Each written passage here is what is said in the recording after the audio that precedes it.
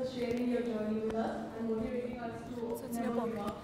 We would now like to call on stage Mr. JGBS, CEO Nirvana League. A graduate from Wharton School of Business, he is a serial entrepreneur who has made businesses in US and India. Passionate about clean energy, he has been instrumental in developing wind and solar energy based in India. Welcome, sir.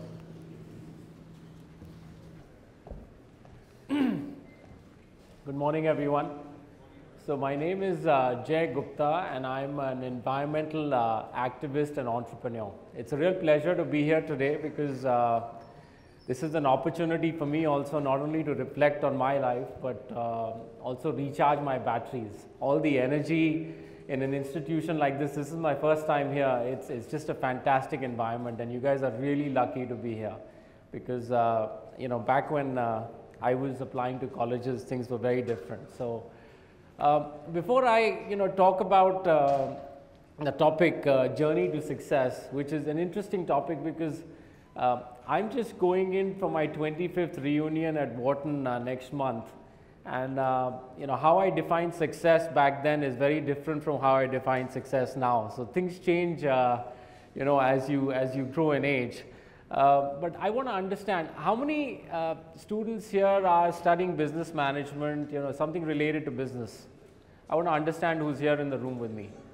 Okay, majority of you. How many are studying law? Okay, few of you. Okay, excellent. How many of you are actually breathing? Hopefully all of you. Because I'm going to make you conscious about your breath today, okay? You're going to learn something from me today that you possibly didn't know. Okay, so I'm going to take you through a lifeline, kind of my highs and lows, because there were some great learnings all along. I was always very clear that I wanted to go study in a top-notch college in the US. I had no idea which one. When I was 16, 17 years old, after class 11th, I went to my father's office and I said, Dad, I need a plane ticket to the US. I'm going to visit these 9 cities and I want, $50 a day. I'm going to make it count. And he's like, what are you doing? And I was like, I want to go study in the US. And he was very supportive. I think back now, I don't know if I'd do that to my child, but he was very supportive. He's like, go, if this is your dream, go do it. I did. I found the Wharton School, which I knew nothing about. So once again, things are very different for you guys than they were for me. There was no internet back then, okay? Just for you to even know anything about any institution and what existed, outside of our continent, even within our continent, things are very, very different back then. So I went to the Wharton School, possibly the best 4 years of I found Wharton, I went to Wharton, best 4 years of my life. And I mentioned Wharton because, the next thing that happened in my life was very interesting. I came back to India, I ran my family business, and then 2 years later, when I was 24 years old and some change, I literally, in my dream, I came up with a business plan. And I had just gotten married. I told my wife, I'm going to go to San Francisco for 2 weeks. And I have something up my sleeve. Let me just put it through the laugh test. I landed in San Francisco. I knew names of a few individuals. There are some brand name individuals related to tech. Through some lawyers, I got phone numbers, and I called these people. And the only thing I said to them is, I'm here from India. I have an idea, and I'm a graduate of the Wharton School. Those were the only 3 things I said. And each and every one of those people met me. And these were like the, Vinod Khosla, Sabir Bhatia. I don't know if you know these names, but these are the icons, at least the, the Indian icons, Draper Fisher, Bill Draper, who started, at Draper Fisher. And in 2 weeks, I had raised $7.5 million, okay? Now, it wasn't me. It wasn't my idea alone, it was my institution, that was my label of Wharton that had a lot to do with it, okay? So everything you do in life defines who you are and will contribute to what you do next, okay? So this was a huge lesson to me. And another instance, I remember flying into Korea, I had some work, and I reached out to the, the president of the Wharton Club there. And the guy met me for dinner on my first evening there, and he's like, "Why are you here?" And I was like, "This is my work," or whatever. Even before I reached back to my hotel, my work had all been done by him. And the next day, we flew on his private jet to an island there which he owned, where he had a resort and a golf course, and we were just playing golf. My work was all taken care of. So, the importance of your institution, the importance of contributing towards your institution, you're going to all become alumni here soon. Don't discount that at all. Now, when I went to Wharton, this is a kind of story about how life comes full circle. I went to Jim Corbett Park for the first time when I was 6 years old. And between the age of 6 and 16 is when I learned to drive, possibly illegally, now that I think about it. I probably went to Jim Corbett Park twice every year, but once I learned how to drive, I went there every month. Nature, and flora, fauna, these things were like very attractive to me. It's like you do business for your mind, and you kind of do the nature stuff for your soul. I don't know if you get it, maybe singing for you, business and singing, there's like an inner peace that you get. Nature and environment was very close to my heart. So even while I was at Wharton, one of the great things about being in an institution like this or Wharton is I got to study corporate finance, which I wanted to do, but I also did a major in environmental science. And life comes full circle. I'm going to come to that. 5 years ago, I was training to run a marathon. And I had run about, about 12 to 15 kilometers that morning. In the evening, I was, for the first time in my life, I was wheezing, and I was, wheezing pretty severely. I don't know if anybody knows what wheezing is. When you hear a whistling sound when you breathe, something was wrong, and it got even worse because by 2:33 in the morning, I was being rushed to the hospital. I had lost about 40 to 45% lung function. They found a patch in my lungs. And what started was a pretty difficult period of my life. About 11 months, I was in and out of the hospital. I was on every kind of medication, respiratory medication possible. I was a guinea pig, and nobody knew what was wrong with me. They were just kind of throwing everything at me. 11 months later, through a chance conversation that I had with a diplomat who was wearing a mask, I learned about air pollution. Okay. My first thought was these white people and their white people problems, air pollution, like what the hell is air pollution? But something in that conversation kind of struck me, because I asked that lady, she was from the US Embassy, that, what are your symptoms? Like, why are you wearing a mask? And, those were my symptoms. So I went back, I was on a camping trip with this lady, with our children and all that. So I Googled, air pollution, and what I read was like it was a moment of enlightenment. It was like, Buddha achieving enlightenment. That was kind of the day that I became conscious about my breath. Can somebody here tell me, we consume 3 raw materials to kind of, that are the fuel to our body. What are those 3 raw materials? Anybody? Anybody? Come on, yeah. Food, water, and air. There are only 3. Okay, 3 things that fuel our engine that we consume every day. Okay. Now I had always been taught by my parents that you are what you eat, and I had to unlearn that very quickly. So can somebody tell me, how many liters of food and water do we consume in a day? Come on, yaar. Are you guys even awake? Huh? Or am I discharging your batteries? What's going on here? Okay, we consume about 6 to 8 liters of water and food in a day. Okay, maybe 3-4 kilos, right? Can somebody tell me how many liters of air we consume in a day? Sorry? Well, if you have a sedentary kind of normal lifestyle, you know, we take about 24,000 breaths a day of half a liter each. That's about 12,000 liters of air in a day, okay? Even in kilograms, that corresponds to 14 kilograms of air in a day is what we consume. That's if you have a sedentary lifestyle. That can go up to about 20 kilograms of air if you are active.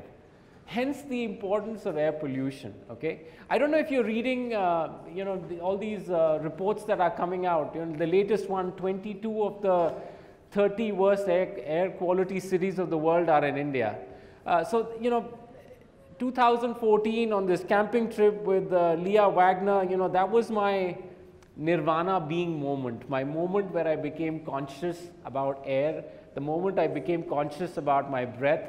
Hence started probably the most successful inning that I've had so far, or the most meaningful, you know, I don't know how to define success, but I became an environmental activist and I became an environmental entrepreneur.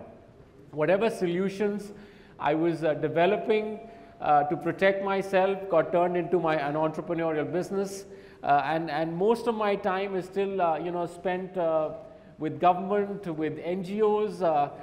You know, I was this guy who had come back from the US after a while and who started learning the system. I remember a conversation with Mr. You know, Arvind Kejriwal 3 years ago, where he was like, and by the way, I got invited to chair the air pollution task force for the Delhi government. And he was just like, yeah, you know, Jay, this air pollution thing, the story of yours, yeah, this is the rich man's problem. So, mera voter hai, Aam Aadmi Party, they don't care about, you know, air pollution or all these things. They're more worried about roti, kapra and makan.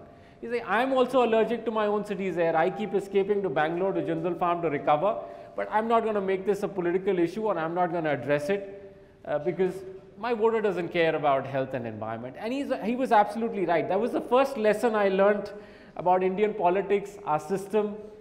And I'm sharing this with you because I think a lot of you, or most of you, are going to be first-time voters, and I think you have a real opportunity here to get our political system away from caste, religion, reservation, and yada yada yada that's been going on for years and years.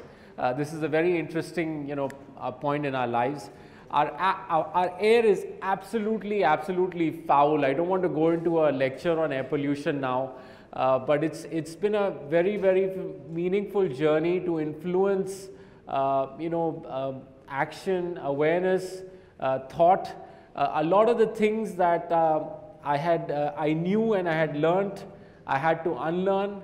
A lot of things that we take for granted, where, you know, our government and our politicians and scientists kind of throw things our way, like we were told CNG is a clean fuel, right?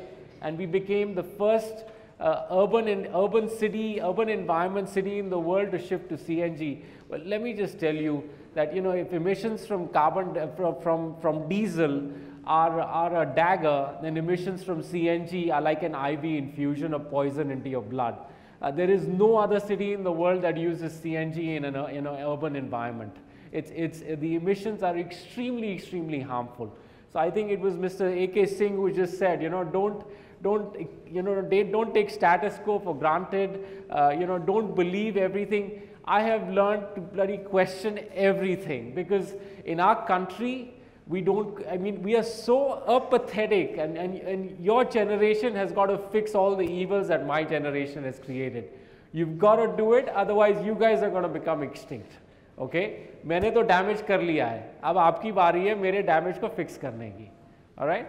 So, you know, it's been a very fulfilling journey. I think why I'm here is to pick up allies. I've got a lot of allies in the legal world. We are filing PIL after PIL because you know, we just need to challenge the status quo, and the best way to do that is through the courts. I am usually successful as an entrepreneur as well, because people are actually suffering. I mean, you know, I work very closely with the chairman of the All India Institute of Medical Sciences. He's a doctor and a fellow activist, and we have data that from 10 years ago, where 70% of the disease burden in India was communicable disease. What that means is it's like an infection, you know, you pass it from person to person. Now 70% of the disease burden, at least in Delhi, is all non-communicable disease like cancer, autoimmune disorder, hypertension, depression, diabetes, I mean, heart disease, I can go on and on. These are not infectious diseases. You get these, you are acquiring all these diseases because the main raw material that's going into your body, which is air, has become poison. You know, I came here this morning and I was feeling horrible because after 2 days of good air, thanks to all the winds we had, you know, today is a really bad air quality day, and I measured the air as soon as I got off the car here as well. And unfortunately, even here amongst all the agri and stuff around, the air quality is pretty foul. So, you know, don't take anything for granted because we cannot take it for granted. I mean, if your health, your life, you want to take matters into your own hands. So I'm here, you know, hopefully to inspire you with my journey and my life. I'm here to gain allies because we need more and more people fighting for environmental change and quality of life. You know, back to leadership and journey to success. I was at a similar event very soon where the person introducing me said something very interesting which even I hadn't thought about. I don't know how many of you know of a lady called Mrs. Ishar Aluwalia, but she's the chairman of ICRIA. And when she introduced me to the audience, she introduced me as the smartest man in Delhi. And I was just looking at her like, you know, why is she making that comment? Obviously, she was making a joke and it was coming. So she said, you know, here is a man who's created a situation where he can't lose. If we reverse Delhi's air pollution, the environmentalist will win, and if we don't, the entrepreneur will win. So I guess I have set myself up very well, and you know, there's a learning there as well. So thank you very much. Thank you for your time, and thank you for having me here. Pankaj, Ishani, I'm thankful to you.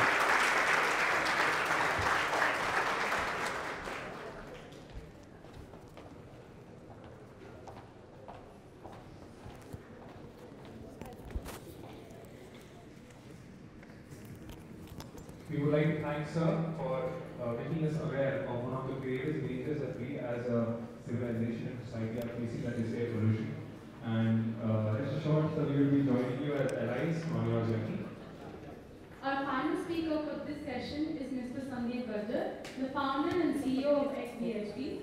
He founded XBHP in 2002 and since then has served as the leader, journalist and photographer of the company. Welcome, sir.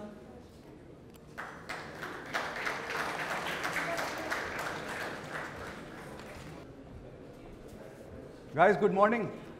Good morning. Louder, man. Good morning. Good morning. First question, who's a motorcyclist here? Who likes motorcycles? Raise your hands. इस side से कोई नहीं है? भाई लोग सो रहे हो क्या आप लोग? Guys, you don't like motorcycles? The first guy I met here at the gate, he said that he has a Yamaha R3. Sir, where is he? All right, who likes fast cars here? Who likes to travel? And who likes photography? All right, so basically, amidst these 5 passions, I've got all of you here in the room. Now, what if I say that these 5 passions, I've converted them into my profession, and I've been doing that since 17 years now. So I started when I was your age in 2001 when I was 21. And since 17 years, I have been riding, driving, shooting all over the world. I have ridden in 55 countries. The best supercars, the best superbikes. My job is to shoot. A lot of time I get this comment that, do you even work? And people don't think that I work. I keep enjoying myself. I keep sharing these pictures. Sometimes they get jealous. Sometimes they get inspired. But you know what? The thing is, after these stats, which I've just shared with you, like I've driven around 30 supercars, 200 motorcycles, 55 countries, 500,000 kilometers. Am I successful? That is a question, because the agenda here is actually very important, because all of you right now are at the cusp of going out into the real world and tasting this thing which is called success, which nobody has essentially managed to define properly. Now, before I go ahead, you have heard a lot of people, on the stage. And, Jay, I want to add that why is air important for me? It's not only for breathing, because the kind of bikes I ride, they have a air induction, which is very important for them to function. If you need to get 200 horsepower and you need to go 300 kmph, you need proper air quality to go into the engine and burn the fuel. And all motorcycles, they have air filters. I see that you're wearing one, over here. Unfortunately, in this country, as you rightly said, air quality is one of the biggest issues.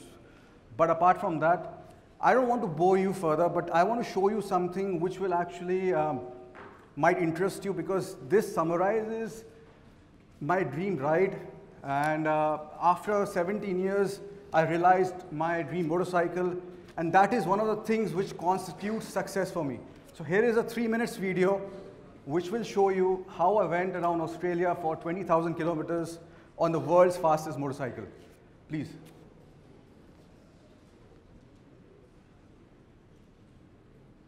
Sound, please.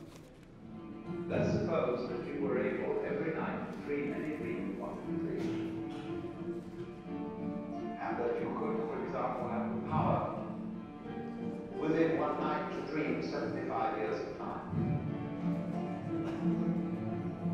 And you would naturally, as you began on this adventure of dreams, you would fulfill all your wishes.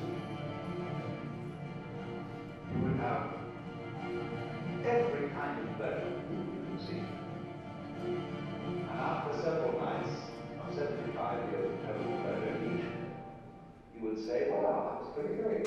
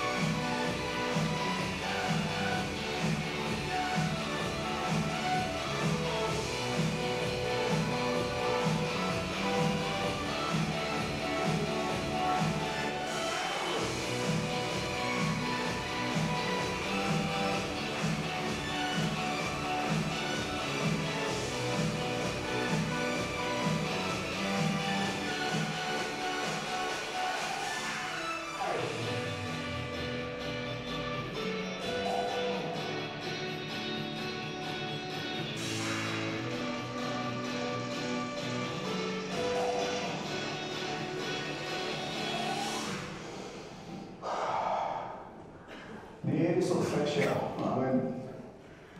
And when I'm looking up in the sky, there are so many. All right, do you like that? Did you like that? Jai, that last statement was very apt for you, what you do. The air was actually very fresh. I could see the whole Milky Way standing in the middle of the highway.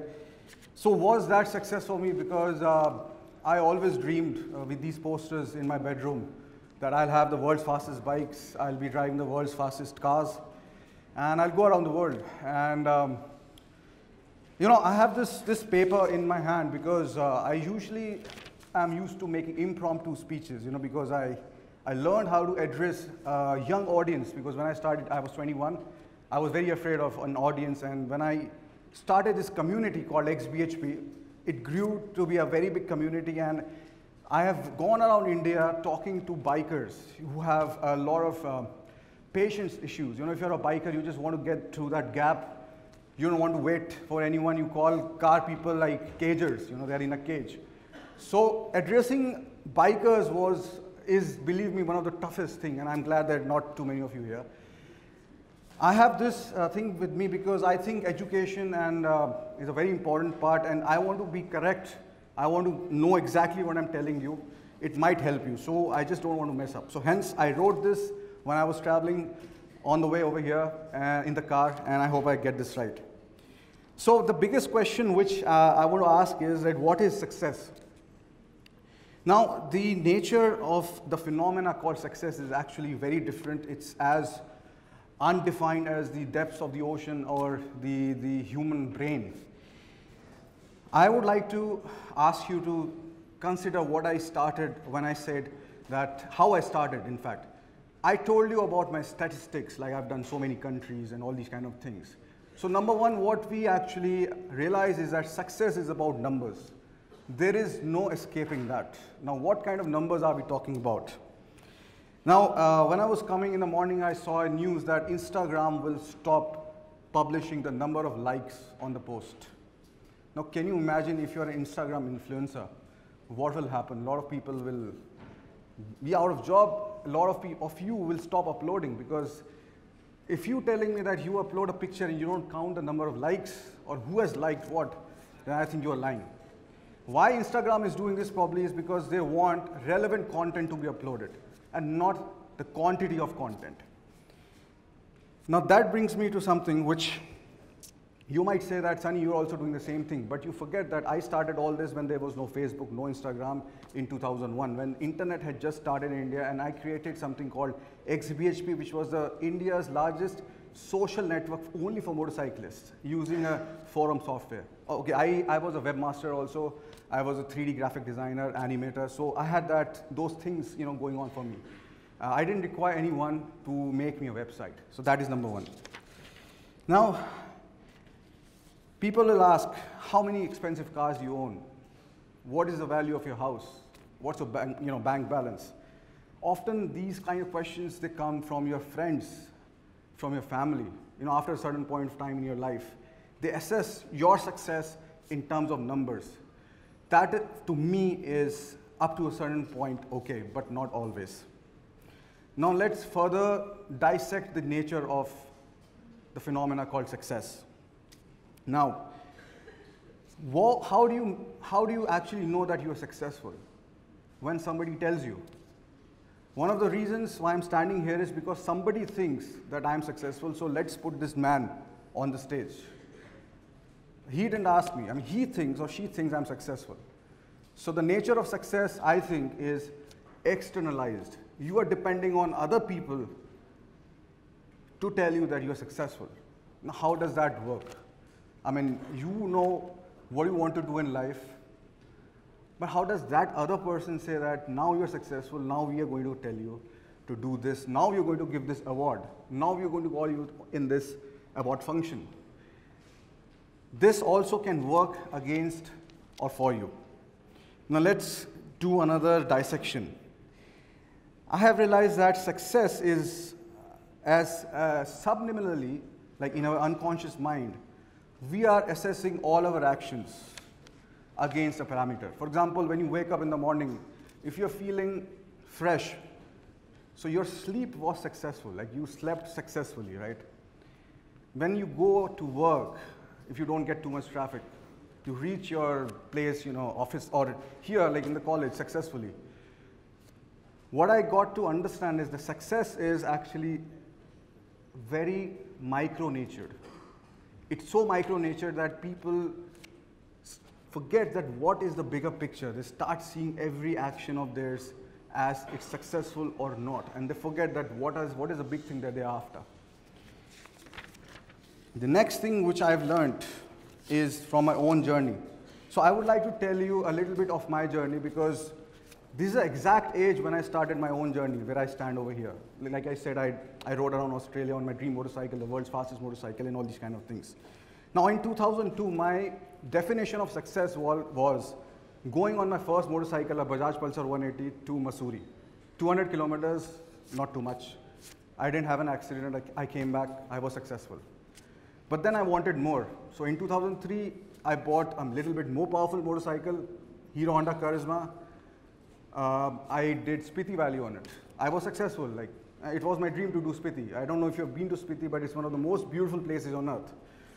But then in 2005, I said, nahi, I'm not, I just don't want to do Spiti, I want to do more. So in 2005, I got my first big motorcycle. It is called the Honda Blackbird. That's the first motorcycle to cross the 300 km pitch mark in the world. So I was successful. I got my dream motorcycle. It was in my parking. Every day I woke up, I used to see it, I used to feel it, and I felt on top of the world. but that only lasted for around 3 months. I said, no, I'm not happy, I want to do something more. So in 2006, I got a 1000cc racing bike, and I went around India for 13,000 kilometers on that. Nobody had done that before in India. Was I successful? Yes, for that movement. For another 3 months, I was okay. I said, no, I've got this racing bike, I've gone around India. Now what next? But I was not happy. I said, no, I've done India, I want to go out. I want to do my first ride out of India, which happened to be in Australia. I did 22,000 kilometers in Australia in 2007 on a superbike. Now, that did not stop there. I realized that this is not going to stop. Every time I do something, my definition of success, the bar keeps raising. So I realized that this is our nature, let it be. There are only milestones. There is like, a lot of people say that success is a journey, it's not an end. And it's very transient. Something which you think is successful right now to you might be a small thing, a small hat for you, maybe a couple of years down the line. For most of you, being successful right now is like clearing your papers here with shining marks and finding a right kind of first job. Maybe, most of you here, for you, success is like that. Now, the biggest thing which I have not told you yet about success is, according to me, so we have talked, let's recap. We have talked about success being about numbers, it about being transient, and also that we externalize success or the parameters of success. We depend on other people to tell us whether we are successful or not. But the biggest feature in my introduction wasn't even there. And to my surprise, nobody even talked about it. For me, success is about how I feel about myself. Nobody will tell you about that. They will only tell you what they have achieved or what other people say that they have achieved. Are we not talking about being happy? If you're happy when you're going to sleep, if you're happy internally, then I think it's the real success. It's a real success story. There are movies, there are a lot of articles, topics on the pursuit of happiness. I don't know whether I'm successful or not right now, but all I know is that every day I wake up to do something new and to ride a new country, a new motorcycle, new pictures. And as long as I'm being able to do that, I remain happy.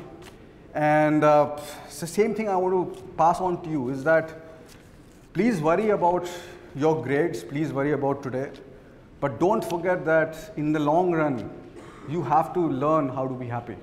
And that is what success will be. When each one of us is on our deathbed, which it's going to be, people forget that Steve Jobs, he said that every day when I wake up, I see myself in the mirror and say that this is going to be my last day. And one day you're going to be certainly right, and that day, no matter how young you are, it will come. So I live my every day as big as possible. And here I just want to inspire you by saying that if you have a passion which you think that cannot be converted into a profession, first complete your studies and then try to pursue it. But then I also want to say something that I was a college dropout. I dropped out of college. I was in Dayal Singh College because I wanted to do something for real. But I completed my graduation. Guys, you have to do that later on, like, distance education. And I wanted to travel the world, do a lot of stuff. And I felt that nobody can hold me in a classroom. But you don't have to take that cue from me. Please complete your studies, otherwise I'll get thrown out of here. And so guys, this is my journey. And one of the measures of success is this magazine, my magazine, XBHP. It's available on the newsstands. This is not a sales pitch, although you might be used to it. But I'm going to pass a couple of issues, and all of you can have a look. I'll leave them here. So that's it, guys, and I hope you have been enjoying the photos as well. And thank you so much. And also proving that success is just not about rising to a new position or a higher position. It's just about pursuit of happiness. So we end this session now, and we will request everyone to join us for high tea. I request all the ambassadors to escort the faculty and the guests to the venue, and all the students to leave from the right.